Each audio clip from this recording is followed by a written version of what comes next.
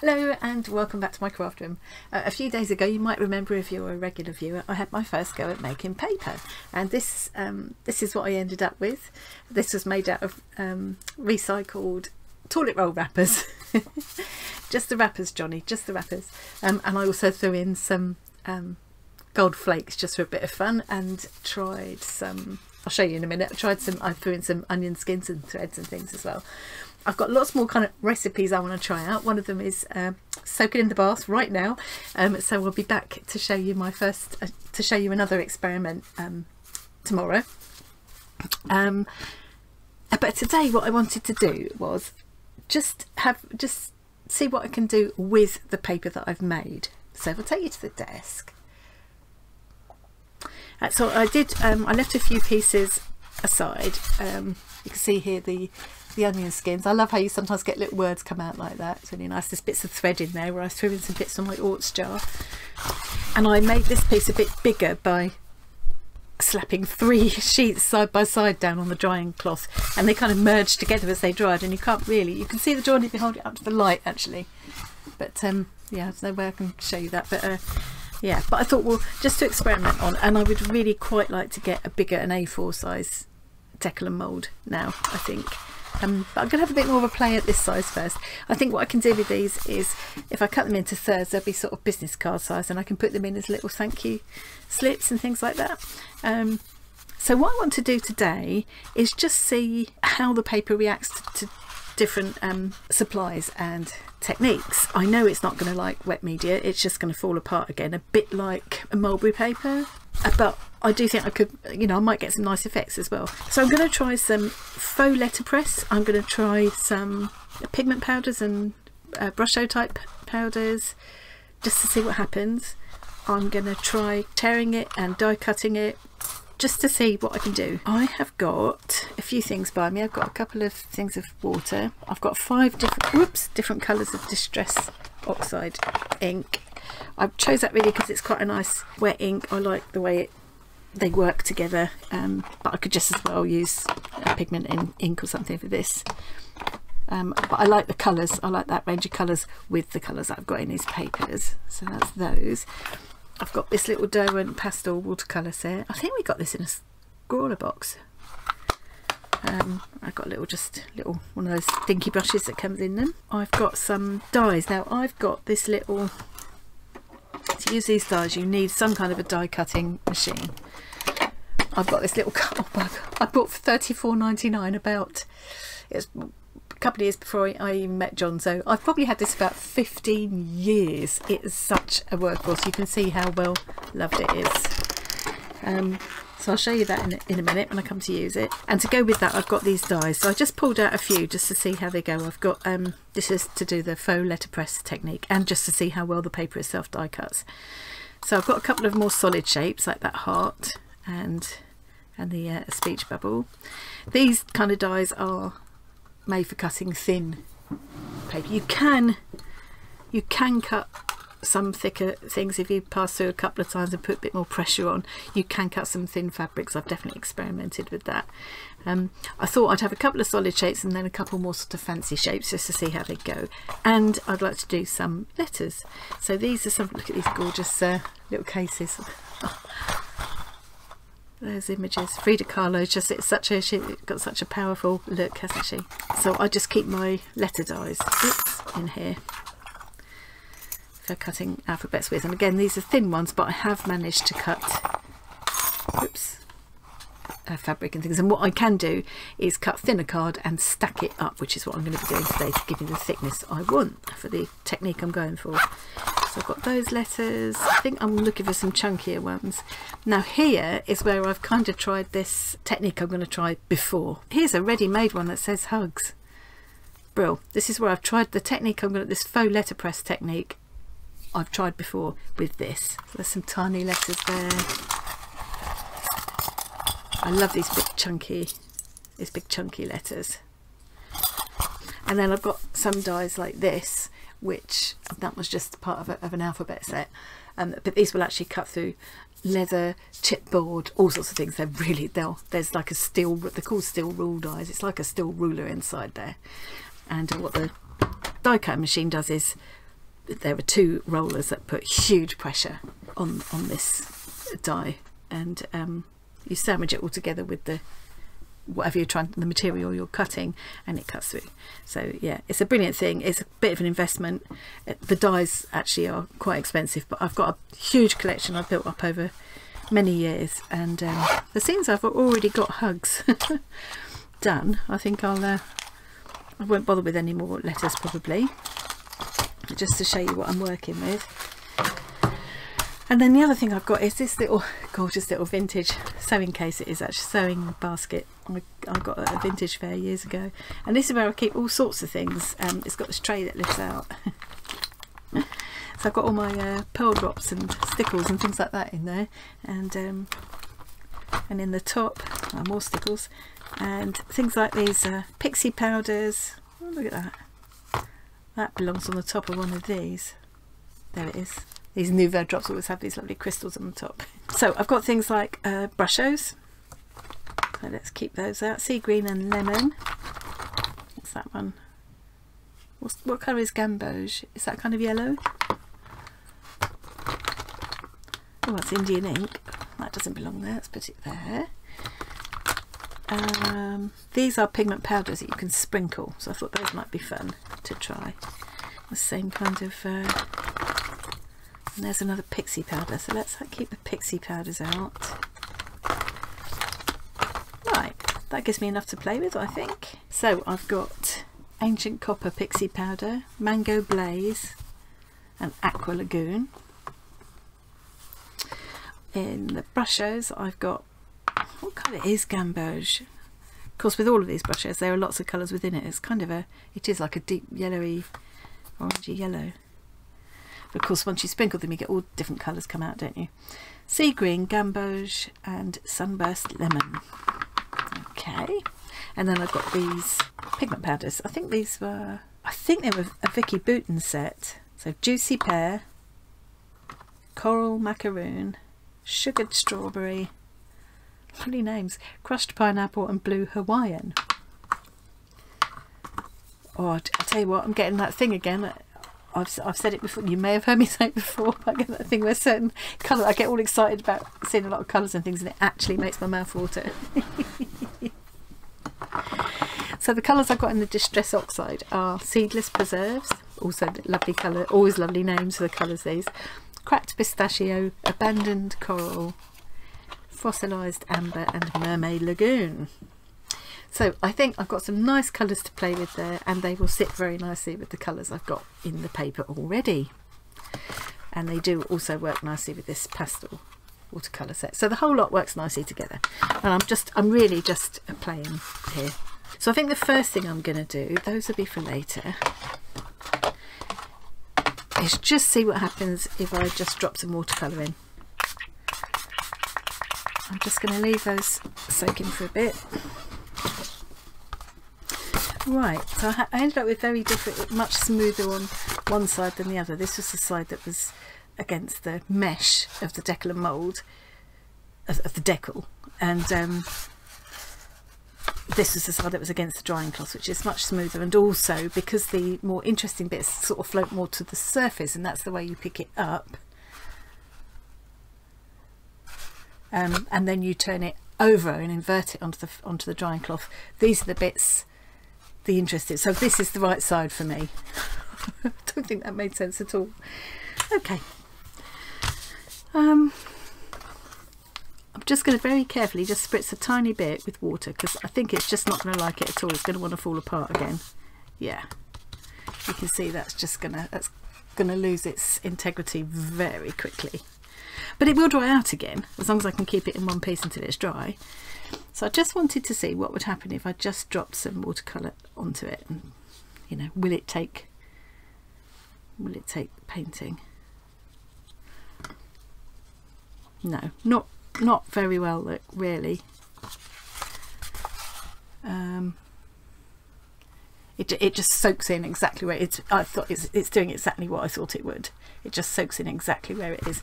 I mean, I could, if I wanted to make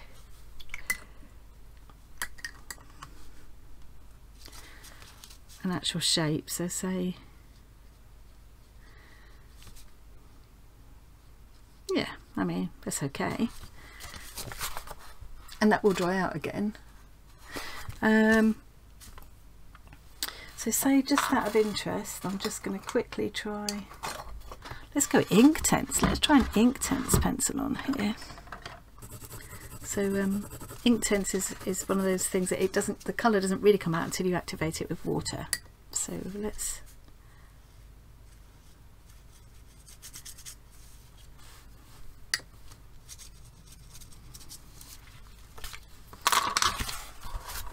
yeah, again, it's doing exactly what I thought what I expected it to do. The paper just soaks straight in. There's no coating on it, of course, like there would be with a commercial paper. But you know, if I wanted to just paint simple shapes on there, it would work. It would work as long as I'm careful with it and then let it dry. It'll dry up to the same texture again, I guess. I'm not going to try markers and things. I'm going to just keep to what I've got here for today, but perhaps I'll try markers and things on a different paper another time, and some of that dark tone paper I'm going to make later on I will maybe try pastels on. So yeah, so far no surprises here, but there's nothing that's making me think I can't do the faux letterpress at the moment. So what would happen if I spritz this and then drop in some brushos? I've got a horrible feeling it's not going to work at all because the paper will soak straight in, and this, let's have a go. Let's try spritzing first and then sprinkle some of this on.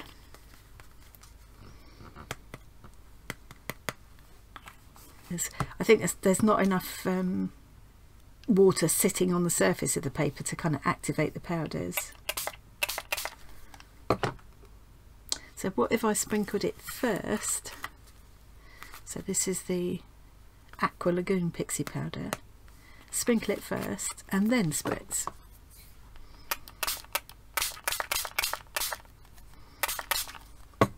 It's quite pretty actually.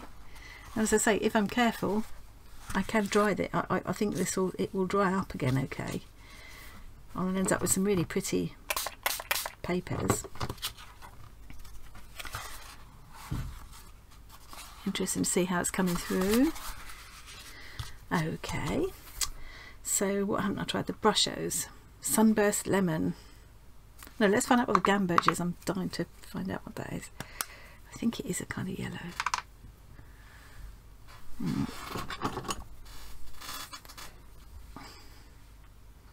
I'll do the same thing again. I'll just try dropping it into a wet bit first, and then I'll try it the other way around.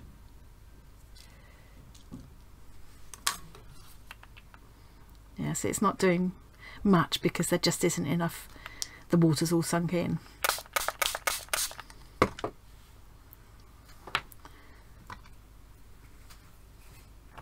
It's like saffron, doesn't it?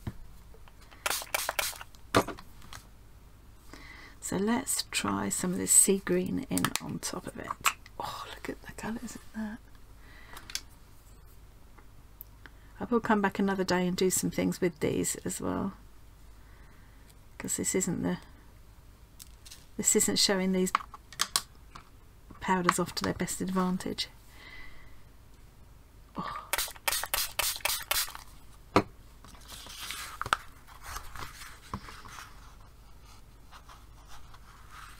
I think it's going to end up pretty. It's going to be very fragile till I dry it again. I think that's the thing. And it's definitely not behaving the way it would on proper paper. It just can't move and react in the same way because it's just sinking straight in. So yeah, I had to try it. Let's just try one of these. Let's have a bit of pink. I haven't actually used this one, so I've not taken the label off. There we go. Whey. It's nice that they've got that sprinkler system. It's a shame that these don't have something similar. So I'm going to try sprinkling.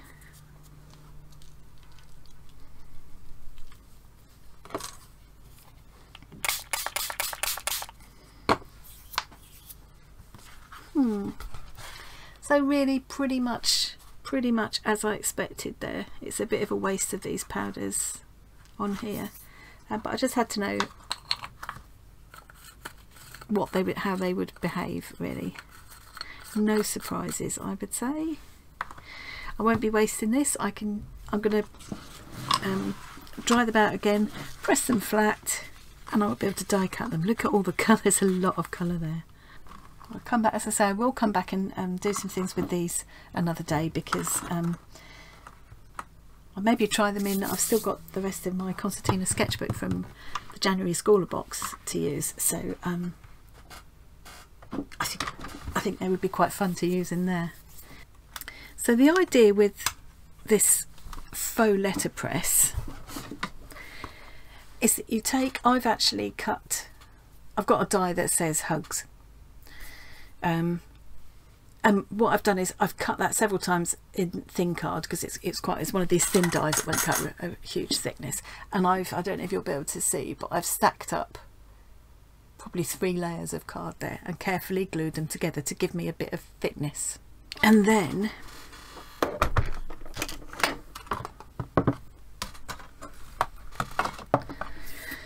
I've actually applied ink to the wrong side of it and run the whole thing through my die cutting machine, sandwiched together with paper, and so it leaves an impression because of the thickness, and it stamps out, and it fills that impression with colour because I've inked it. It'll be easier to show you than explain it, I think. So I'm hoping I can repeat that on here.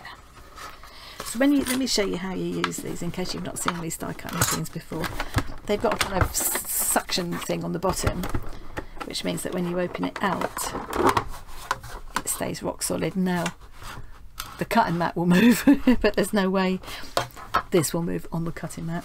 So that's really good, because you do put, there's a lot of pressure. This is quite a heavy little thing, although it's so small it's heavy, and you can feel inside the heavy metal top roller.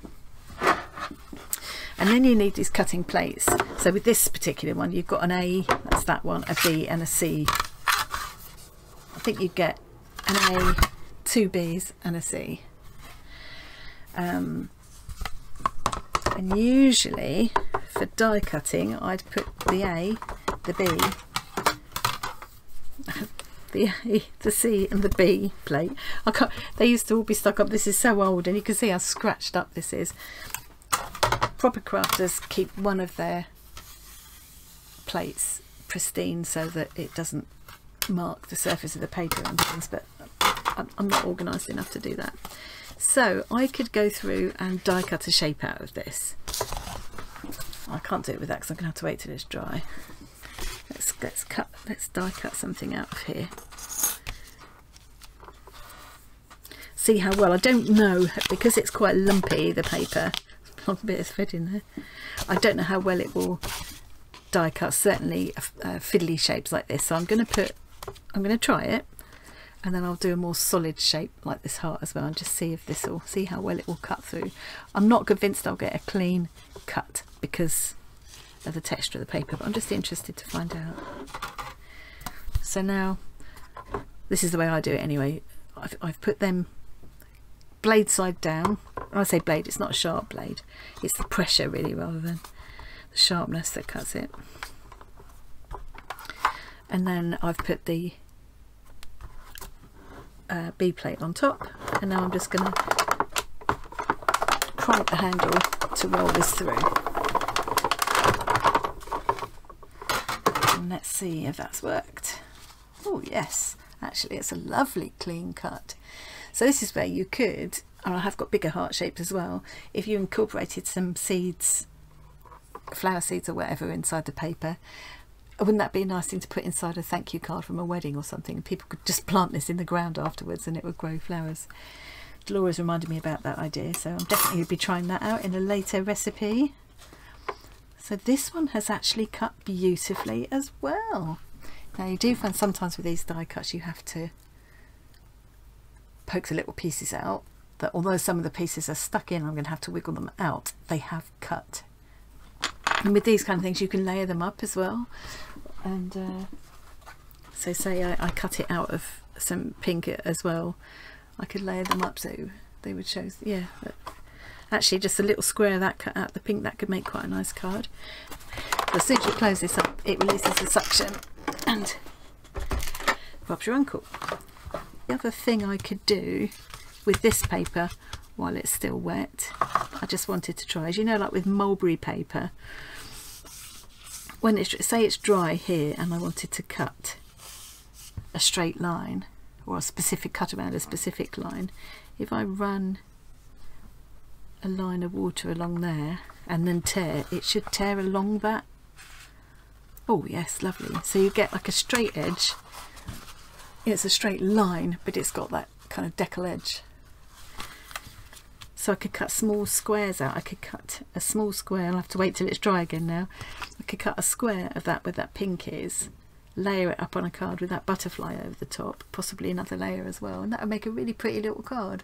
I might try and turn some of these oddments into cards, and I'll pop some photos on at the end so you can see what I mean. So it die cuts beautifully. That answers that question.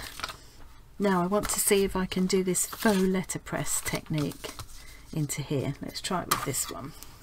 And I will have to experiment a bit with the sandwich, which is what we call it, the stack of cutting plates and cutting material and die is called a sandwich. And when you're doing different things like this, you sometimes have to add in an extra shim, a piece of card or something to put a bit more pressure on, because there isn't quite room enough for another cutting mat, but it just needs a bit more pressure. You get a feel for it. Sometimes you need to use one of these. It's called an embossing mat. It's made of silicone and it just gives us like, there's a slight give to it. So I might find I need to use this to get my letterpress technique. I can't remember how I did it before, but I know it was successful, so I will need to experiment a little bit. Bring the cuttle bug back in. And now I'm going to want that. I might only need B plate rather than the C, which is a bit thicker, and a B. I might just need 2 B plates, and I might need the embossing mat. I just can't remember at the moment. Yeah, I think I'm going to try the bottom cutting plate, the A plate, one of the B plates, then my silicone mat, then the paper, the stack of die cuts which I will have inked up, and then another B plate over the top. Now what I'm going to do is just a little bit of a dry run here, because I'll be able to tell by the feel of it whether it's going to be too much or not enough. No, that doesn't feel like enough. I can tell there's no pressure, there's no bite. So let's try it with the C plate and the embossing mat.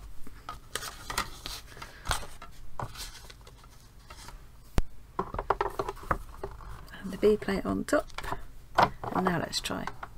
Now it doesn't want to go in at all. So B plate, material, oops, second B plate, and if need be a cardboard shim. So I tend to keep these pieces of card off of backs of sketchbooks and things. So I'm just going to use one of them and see if that gives me enough extra pressure.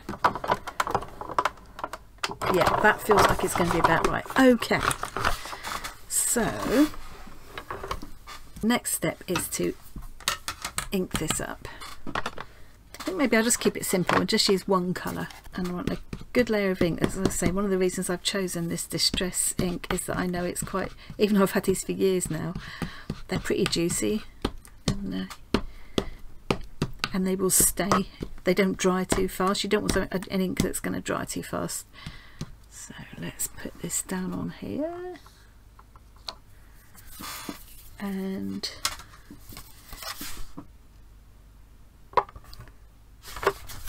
put that next, and then cutting plate. And I could have used a bit of washi tape to hold that die cut in place, but let's see how this goes. Okay, I feel like that's pressing enough. If it's not, I might need to add a second shim. It's just a bit of an experiment really, because individual machines vary, however many layers of dies I've stacked together to start with. So let's have a look. Well, it's certainly, yeah, I think it's done it. Now let's see if I can, yeah. So can you see it's embossed it or debossed it into that paper. You can see it on the back as well, and it's also transferred the ink. So that looks quite cute, doesn't it? I quite like that. So what I would probably do here is, let's have a ruler. If I just run a straight line down here,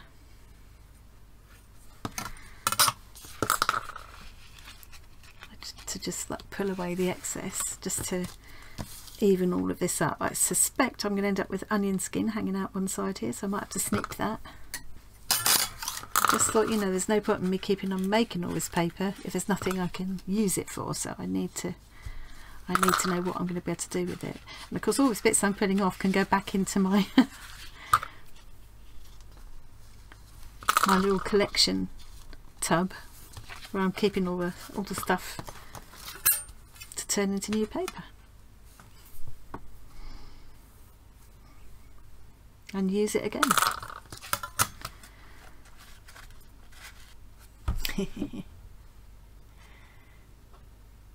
That's okay, it'd be quite fun to like put in with a parcel or something. So here we go. Let's pile up the experiments on one side. Let's put this back in my recycle bucket. What I want to do now is just die cut a couple more of these shapes. Let's do 3 and see if I can make 3. So what I need now is to die cut some of these shapes out of card and stack them up like this.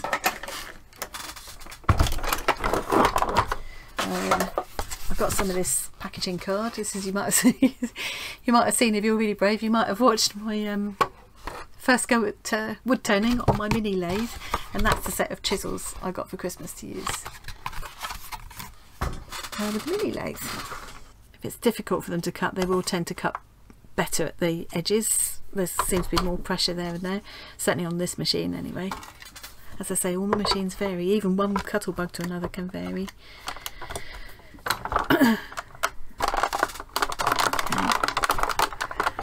Oh, it's going through, but I don't know if it would have cut all the way through. Let's have a look.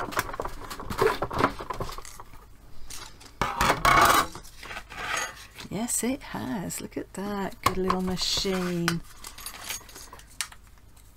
Okay, so I might just cut those again and stack them together, and I think that will be enough. Now, will this have cut through? I'm not so sure about this one. Yeah, this is going to need another go. So, should be able to just line it up again. You can feel it kind of pop back into place, so you know you're in the right place. I'll just run it through again.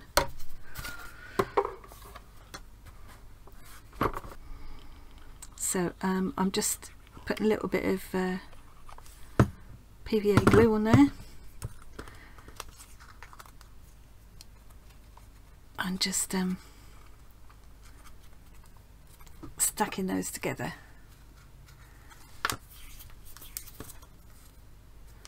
As accurately as I can get. So you can see that that little thin die would never have cut that thickness of cardboard, but stacked together it will do the job just the same. That's a nice thing to do with die cuts to go on the front of cars and things as well, because it just makes them stand out and look more substantial somehow. And just leave that, set that aside, because when the pressure of it going through the cuttlebug will squeeze out any excess glue as well, so you really don't want too much and you want it to be dry enough. I'm hoping this one's okay to work with there, so let's go for it with this one. Oh, I've got a bit of a wet bit there, that's a shame. Picked up some moisture. So I'm going to put the ink here. I've got a bit of sellotape on it there, that might have an interesting effect, eh? I'm not sure I want that interesting effect, but just thought it might be easier to do it this way around. No, it's not really. Look, see where that sellotape is, it's not coating properly, so it's not going to work. I need to get that off. Okay, you can see how wet this ink stays. Right, bring back the kettlebell.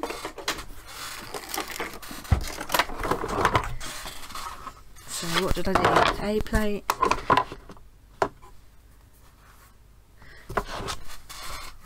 A plate, B plate, embossing that, paper, inked stacked die cuts,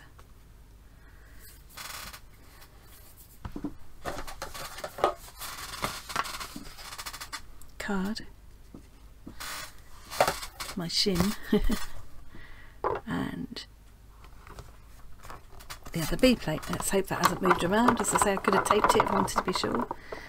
I can feel that biting, so hopefully that's okay. Let's go back through again. I can feel the pressure. It's not as much pressure as when I was cutting the dies, but I think it will be enough.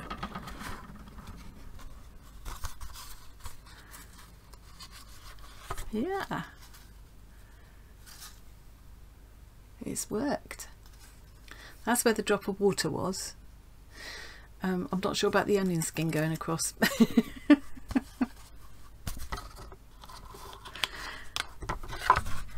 What I might do is ink this up again, see if I can have a second pass at it. I could try using a different colour on top. Let's try using the purple this time. It has done it, actually. It has done it. I'm not sure I like that patchy orange effect, but you know, it's done what I wanted. So that's that one. Let's try the sunshine. So I'm going to go for the obvious fossilized amber. This is a lovely deep yellow colour. I'm going to use that. I think one thing that I didn't mention that I'd forgotten about, but by chance I have done, is this is quite shiny cut, and in fact probably this shinier side would be better. So I'm going to try, as long as I've got no sellotape on it this time, because if you don't want to use it on it, if I used it on this card, if I used this as the embossing, as the stacked die cut, I think the ink would sink into it too much. You want a card that's got a bit of a sheen to it like that. So by chance, because I used it, I'd forgotten about it, but by chance I've used the right kind of cardboard. So it's probably quite important to mention if you want to try this. As I say, you could use other kinds of ink, but you do need one that will stay wet for a while like this. Okay, so there's my paper, put my little stacked die cut, ink side down, my cardboard shimmed, give it a bit more pressure, and my second B plate.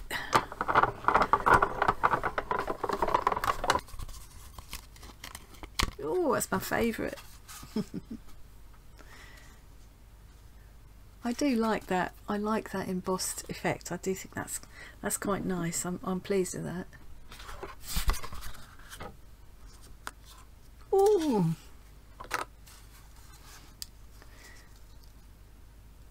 Yeah, it's definitely doing what I wanted it to do, so I'm very pleased about that. Right, let's put a little cut out of the way, because I think we're about done now for today.